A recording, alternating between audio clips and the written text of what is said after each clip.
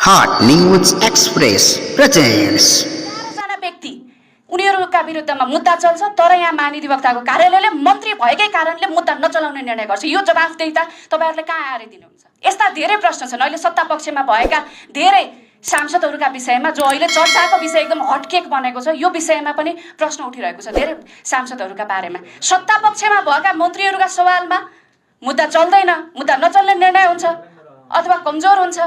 पर्याप्त मात्रामा बोल्न पाउनुपर्छ सभापतिज्यू। संसद चलेको छैन, समिति पनि एक हिसाबको पार्लियामेन्ट हो, यहाँ छोटो लामो भन्ने कुरा हैन, विषय आउँदा आफ्नो कुरा राख्न पाउनुपर्छ। टेक्निकल्ली भन्ने हो भनेदेखि त झुटो मुद्दा दायर भएको रहेछ नि त। सफल नहुनु भनेको त झुटो मुद्दा दायर भएको रहेछ नि त। राज्यले कुनै व्यक्तिमाथि सोर्ट सर्ट नभइकन मुद्दा लगाउन पाउँछ? राज्यले झुटो अभियोजन गर्न पाइन्छ कुनै एउटा व्यक्तिमाथि? यो राज्यले एउटा व्यक्तिमाथि गरेको एक हिसाबको ज्याजती हो कि हैन? यसको जिम्मेवारी कसले लिने? प्रहरीबाट जे अनुसन्धान हुन्छ त्यो सर्लक्क कपी पेस्ट गरेर त्यो पेन ड्राइभ कल्चर भन्ने छ।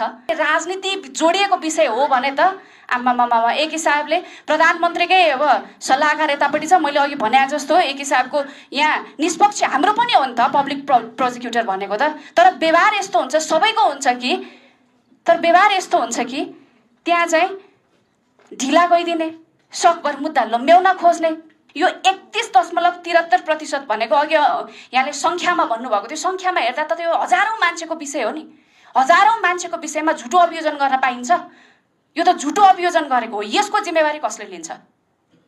यो जवाफदेहिता हुनुपर्ने विषय हो कि हैन? तामतुन केही अभियोजनहरू हामीले पनि हेर्यौं।